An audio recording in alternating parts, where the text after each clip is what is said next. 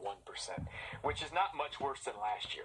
But generally, there's a team shooting 40% in the Big 12. Okay, sometimes a few years ago there were 3 teams in the Big 12 who shot 40%. Oddly enough, TCU is leading right now, and only because they've gotten insane the last 3 games. They've made like 38 of their made 134 threes in the last 3 games. They were shooting 34% 2 weeks ago. And I don't think that's going to continue to get better. They played K-State, and it was actually a decent defensive team. And they won at Iowa State. And they made like 14 against George Mason or something. So they've had these, they just got really hot. I don't think TCU is a great shooting team. Maybe we'll see that go. It's weird to see someone go up during conference season because TCU didn't play anybody. So I don't know where these things are going to end up. But it's not pretty to watch right now. I'll agree with Coach on that. I brought this topic up yesterday. Kansas doesn't shoot it well, but as we've talked about, as you just pointed out, and Coach Self talked about, not a lot of people are shooting it well. So does that make this the perfect year for Kansas to grab a championship on a defensive-minded team, which they clearly are? And they've got rim protector, and they've got guys who aren't afraid to play defense. You always love to have that around. I mean, we see some bad shooting teams. They'll shoot real bad against Kansas this year, I think.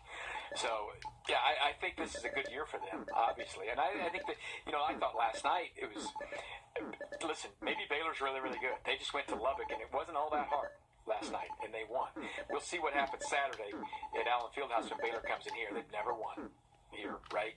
And they're number 4 in the country right now. But if they come here and win, maybe Baylor's really good. I don't know what to expect there. But first things first, Kansas has to win at Iowa State tonight and kind of set that thing up to be a really big one. Kansas' early schedule is loaded up with the better teams in the league. They've already beaten West Virginia. They're going to Ames, which is a tough place to play. That's not one of the better teams. It's not, but it's a tough place to play. By the way, there's a decent chance. Well, Kansas should win easily tonight. Fred Hoiberg's below 500 in Nebraska, although he got a big win over the weekend, but beat Iowa, right? Didn't he beat Iowa? But as soon as Fred Hoiberg is in the NCAA tournament, they're looking at Iowa State and they'll probably call, but I don't think they're going to get him. But, what's his name? Steve Prom. Prom's got to get going. Yeah. Line's 4.5. What are you doing? Be nice.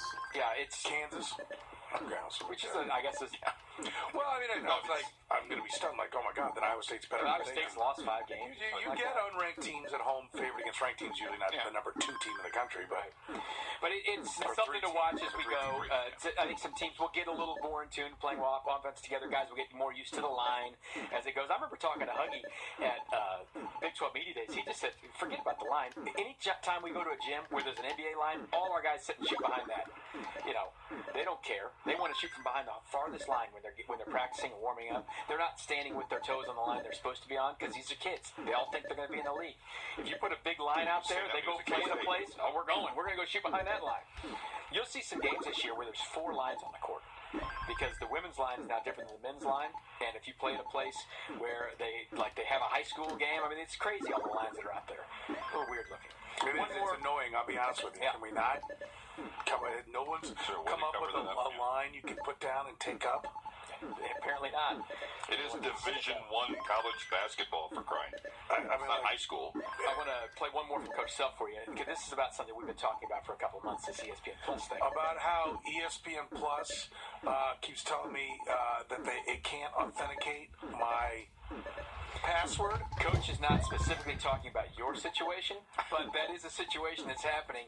And Saturday's game was on ESPN Plus. These games are all on Sports Radio 810, by the way. So if you're driving around tonight, you want to hear pregame starting at 5:30, we got it for you. Yeah. But if you haven't figured out how to work ESPN Plus or you have issues, you're someone who understands how these things work, and you're having issues with this.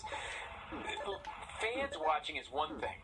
The other side of this is people they're wanting to get to come to their school. Are they getting to watch their team? And that's one of the things that Coach talked about. The thing that it is, you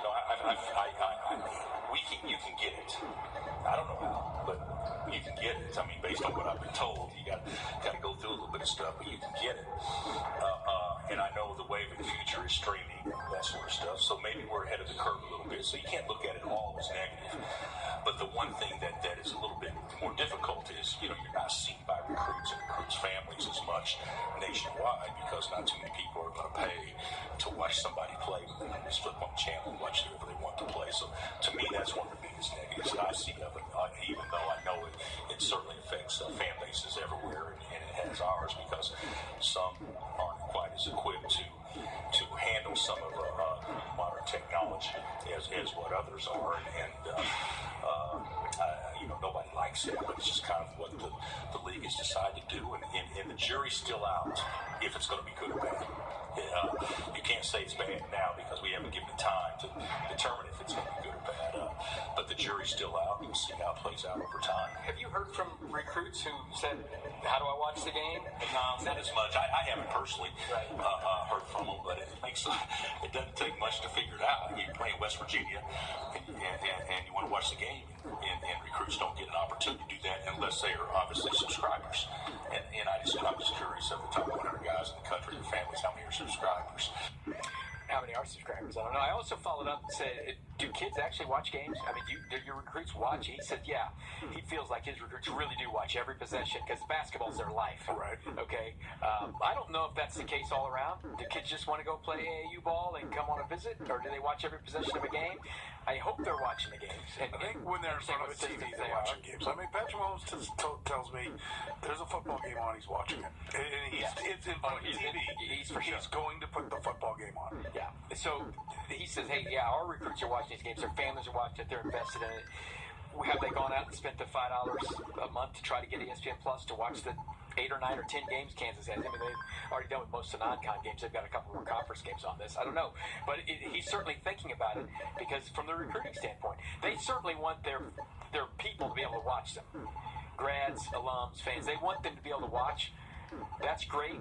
But they really want their players who they're recruiting to watch them. The best recruit for Kansas basketball is come to Lawrence, come to a game at Allen Fieldhouse.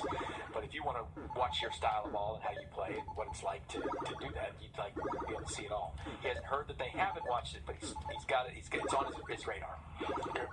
I hope making the damn thing work is on the radar at ESPN. Well, next time you get coach, I always say, can you come authenticate my email address at my home? I have the Disney you can watch Plus it. bundle, which gives it to me. I'm an ESPN Inside subscriber, which is supposed to give it to me. I'm getting double taxed, and I still couldn't get it work. K-State OU, like 4 times, then I just closed it, and I tried it again, and it worked. Baylor, Texas, I tried on Apple TV, I tried on Roku, I tried on my computer, could not get to work. And I am a subscriber. Well, we'll see how it works tonight. Either way, you know what you can do. Turn on Sports Radio 810.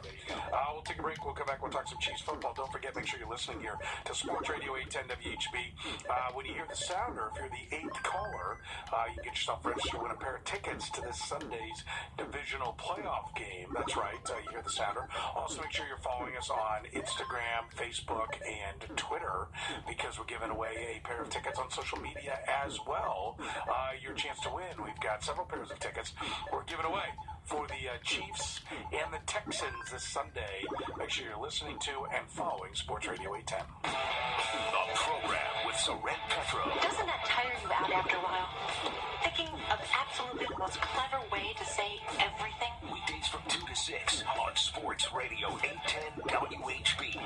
Sports Radio 810 has a little surprise for the best fans in the NFL. Touchdown! Kansas City! If you're caller 8 right now, you and a guest are qualified to win Chiefs playoff tickets from your hometown radio station, Sports Radio 810 WHB. At Fisher Investments, we do things differently, and other money managers don't understand why. Because our way works great for us. But it may not work for your clients. That's why Fisher Investments is a fiduciary, obligated to put clients first. It's the highest standard for a financial advisor. So, what do you provide? Cookie-cutter portfolios like the rest of us? No cookie-cutter portfolios here. Fisher Investments tailors portfolios to meet each client's goals and needs. But you do sell investments that earn you high commissions, right? And make commissions when you make trades for your clients? No, Fisher Investments doesn't sell any commission investment products, and we never earn commissions on trades. So what's in it for you? Fisher Investments fees are structured so we do better when our clients do. Touchdown! Kansas City! You're listening to Kansas City's first and only hometown sports station, Sports Radio 810 WHB. Left-handed! He throws it for 6 with his left hand! Down the middle of the field, caught by Kelsey! Holding it, pump faking, diving for the far front pylon! Does he have it?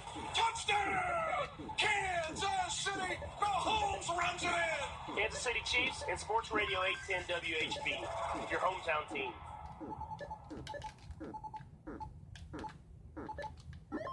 Does your pet experience anxiety or have joint discomfort? It's Frank Bull for CBD American Shaman. Our pets are part of our Oh well, whatever. At least I got it. Yeah, baby! Book! CBD hemp oil tincture, the CBD dog treats. Book Shaka Laka! And help with joint health. CBD American Shaman's pet products use the best ingredients for your feline, canine, or equine pet. So visit one of CBD American Shaman's 40+ area locations. Oh, goddamn, I was going to put my name in. Oh, well.